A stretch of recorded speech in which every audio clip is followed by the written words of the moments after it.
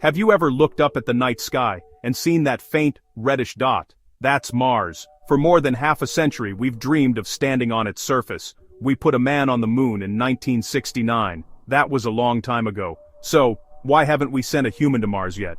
We've sent robotic explorers. We've mapped its canyons and plains and even tasted its soil. But still, no human footprints mark its rusty dust. The reason isn't a grand conspiracy. It's not because we lost the blueprints. Going to Mars represents our drive to explore, to push boundaries, to see beyond the next horizon. Before the problems, know this: we are not starting from scratch. NASA's Artemis is returning humans to the moon. A proving ground for Mars. It's where we learn to live and work on another world. On Mars, rovers scout and sample, and a tiny helicopter proved powered flight in thin air. Every bit of data builds a safer human mission plan. Heavy lift rockets and deep space spacecraft are real hardware tested and flying. Public-private partnerships are reshaping exploration, reducing cost and accelerating innovation. One obstacle is simple: money. The cost is staggering. Hundreds of billions, even $1 trillion over decades. NASA's budget is annual. Long missions need steady funding for 10, 20, 30 years. Priorities change with elections, crises, and headlines. Start-stop cycles waste money and demoralize teams. The fix: multi-year frameworks, a dedicated trust fund, and deeper international cost-sharing. Spread the investment, spread the ownership, make it harder to cancel. Add private capital and new revenue streams to supplement public funds. The journey is long and perilous. The environment is hostile. The cost is astronomical. The hidden reason? Collective will, long-term vision in a short-attention world. In this film, we unpack the roadblocks and the concrete steps to overcome them. The dream of Mars isn't dead. It's waiting for us to get serious and make it happen. When we decide it's worth the struggle, the path appears. Here's how we go. Together. Earth and Mars dance around the sun. Launch windows open for weeks every 26 months. Transit takes 6 to 9 months one way. Crews may wait over a year on Mars for the planets to realign. Round trip, 2 to 3 years. Every breath, sip, meal, and spare part must come with you on be made there. Air, water, food, medicine, critical spares, 3 years of everything. There are no quick resupply runs in deep space, no turning back. Time multiplies risks. Where? Micrometeoroids. Radiation. Chances of failure rise. If life support fails a year in, the crew must fix it with what they brought. We need reliable, resilient, repairable hardware, by design. The fix: near closed-loop life support, recycling nearly all air.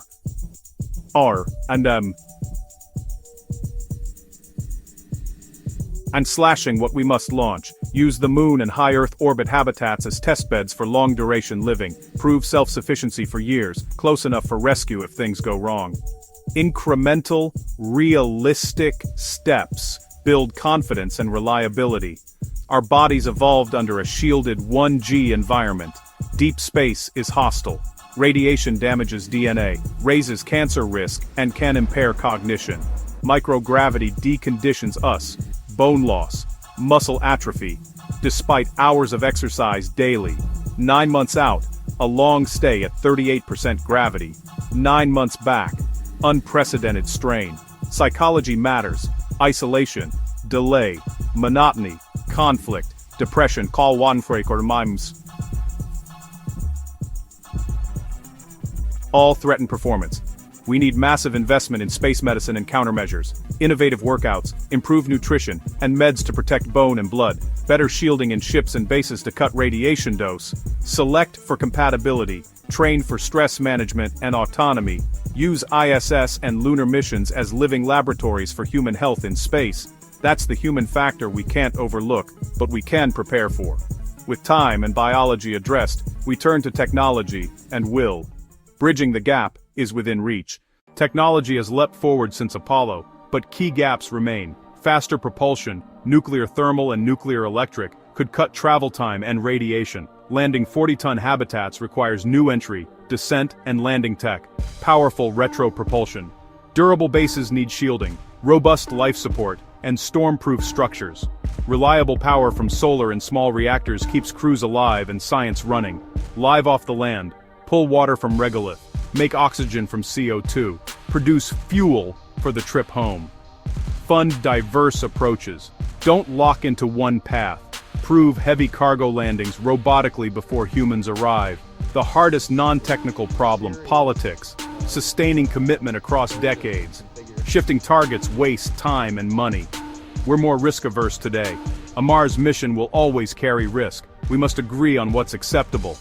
Make Mars a shared, apolitical goal with a clear, consistent narrative. A global coalition spreads cost and ownership and resilience. Private space has changed the game. Reusability slashes launch costs. Ambitious systems aim to carry people and massive cargo to the Moon and Mars. Rapid iteration complements NASA's methodical rigor. NASA anchors demand and sets standards. Industry delivers fast, cost-effective hardware. Clear division of labor accelerates the path. Why haven't we gone? Because it's the hardest thing we've ever tried. No single breakthrough will get us there, but a sustained global effort will. We know the fixes. We can start now. The next astronaut and the habitat designer are in school today. Your role: stay curious, talk about it, support bold, consistent funding, and champion science education. The path is long but clear. When we commit, we go. Together, it is our next great leap for all humankind.